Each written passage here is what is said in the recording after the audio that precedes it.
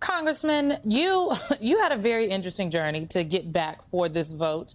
There were weather delay issues, and you ended up driving from Chicago to Washington, D.C.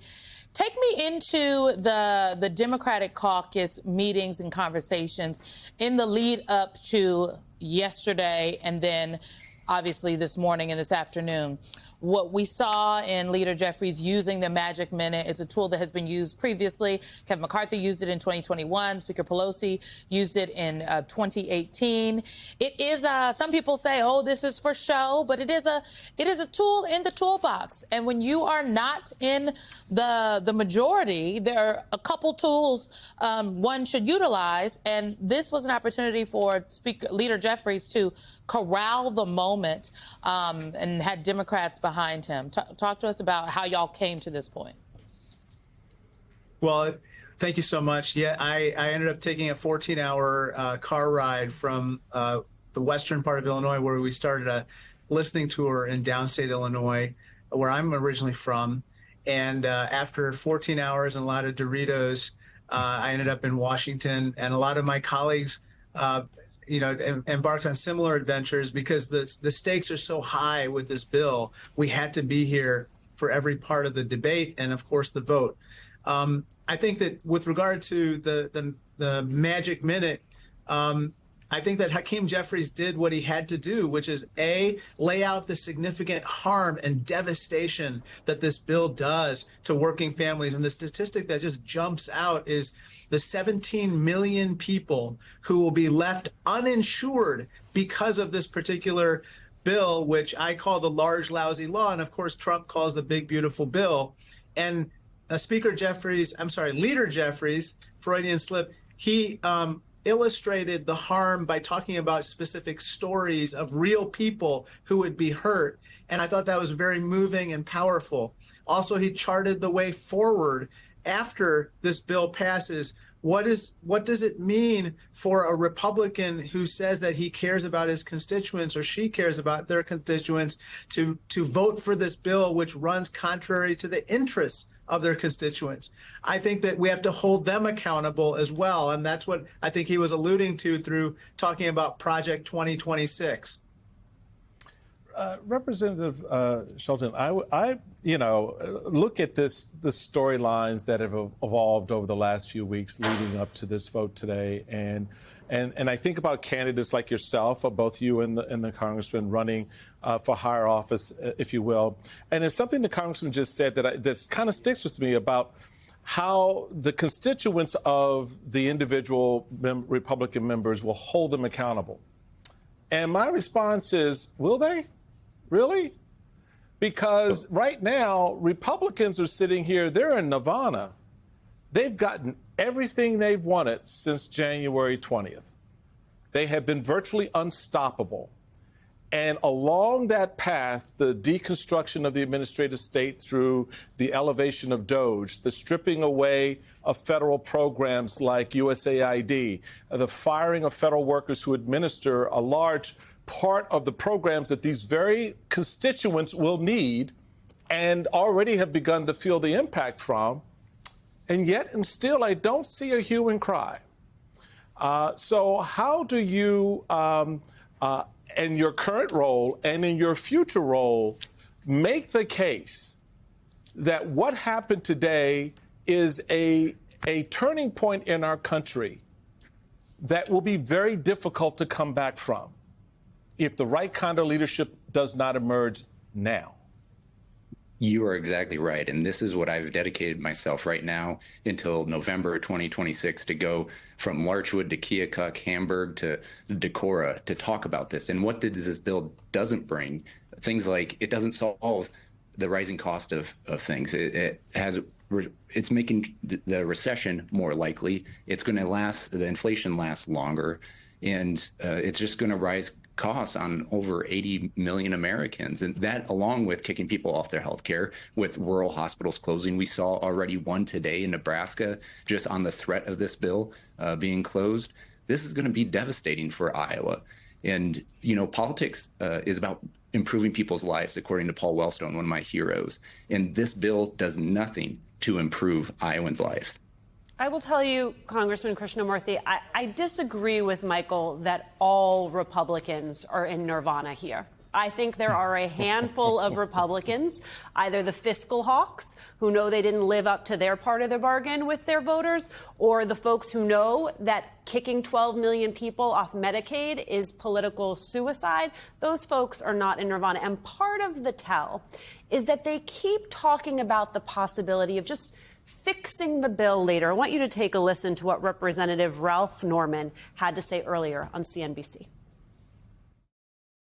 We accepted the bill as is. What's different is President Trump is going to use his powers to, like on the subsidies, to make sure that a lot of these subsidies won't remain in effect. It sounds to me in some way that you were saying that the president persuaded you by saying that he is going to some degree, override some of the provisions in the bill. Is that right? No, he's not going to override it. He's going to have accountability is the best way to describe it. I think some executive orders you'll see come down the pipe, which will be good. Congressman, is that how any of this works? No, I mean, first of all, I think that you're absolutely right. I think a lot of people on the other side were brave until they caved, basically. And I think that Donald Trump, through inducements, through threats, through side deals, through maybe these vague promises, these illusory promises with regard to like somehow overriding the legislation is what, got some people to vote yes when they supposedly originally were no. But I would just point to, what Thom Tillis did in the Senate. Basically when he was confronted with the choice, do I choose my constituents or do I choose Donald Trump? He basically decided it was time to choose his constituents. And that's when he also reflected that it was time to spend more time with his family, and he decided to retire. And I think that he probably saw exactly the level of harm that was going to be inflicted and how that was going to translate into real political harm as well to him. I'm a child of food stamps and public housing, and I would not be here but for the social safety net. And so those cuts to not only Medicaid, but also to SNAP and supplemental nutritional assistance programs and housing programs are ones that are deeply personal to me because I benefited from them. I think there are people on the other side who were in the same boat, and yet they voted against the very people that perhaps lived the experiences that they did. And that's the height of cynicism. And I think this is all going to come out in the coming days and weeks.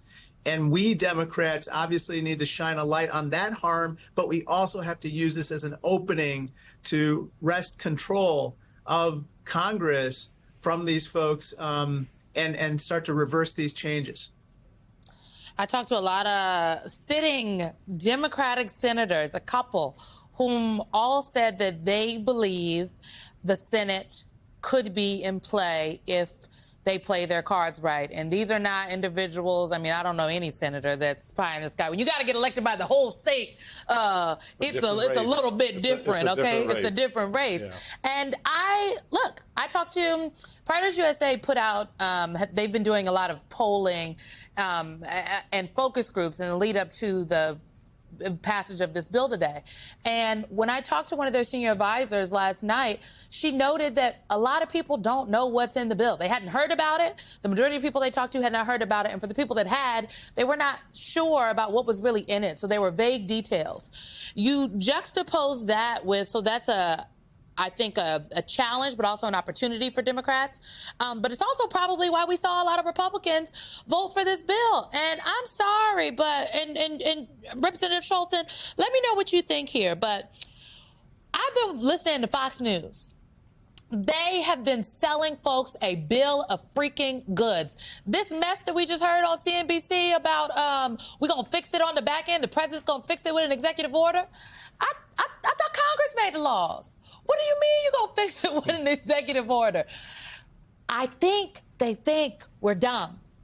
And they don't have respect for their constituents and the people with whom they'd like to represent to tell them the truth. But maybe that's just me.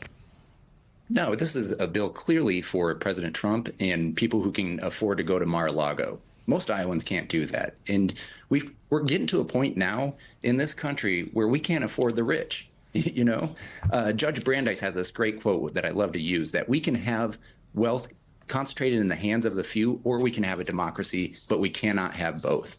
And so that's what a huge part of our campaign is, getting out there, trying to connect with folks who traditionally aren't going to be voting Democrat or aren't engaged in politics. You know, in less than an hour, I'm about to be a starting pitcher on my professional baseball team here in Sioux City. My teammates are asking me the other day, after it passed the Senate, they asked me, how bad is this bill? And I walked it through, and it's going to hurt most of us.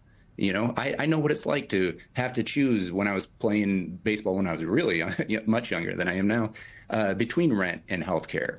And that reality, these guys are living through it. So this is going to be a painful situation economically, and at the time when the recession hits hard on us, that's when people are going to start losing their healthcare. This is going to be awful for this country. Congressman, just a quick one for you before we wrap. What happens after all this gets implemented? What does our systems look like? What do our systems look like? And what do you think the American people are going to come to realize, particularly given that a lot of the bad stuff doesn't happen until after the 2026 elections? Well, here's the interesting thing, Michael. I think that we should absolutely run on, in part, an agenda of restoring some of these cuts. Look, I think that if the effective date is essentially January 2027 and the midterms happen before January 2027 and we take control of the House and hopefully the Senate, then we should absolutely throw sand in the gears of any efforts to implement these cuts. And I think we should run on that message. There has to be a substantive kind of action that we are going to take to try to reverse what has happened, in addition to holding people accountable for voting for this in the first place. And so I think through the appropriations process and other means, if we have the majority, I think that we will and we should do everything we can to prevent the harm that's going to be inflicted on people. I have to tell you, finally, we're getting tons and tons of phone calls, constituent contact in the form of emails and text messages, and it's like running like 10-1 against this bill. This is a total loser for various reasons, and we have to make sure that everyone understands why, and that's the harm, the devastation that's going to be inflicted on working families and all families, and it would be malpractice not to do so.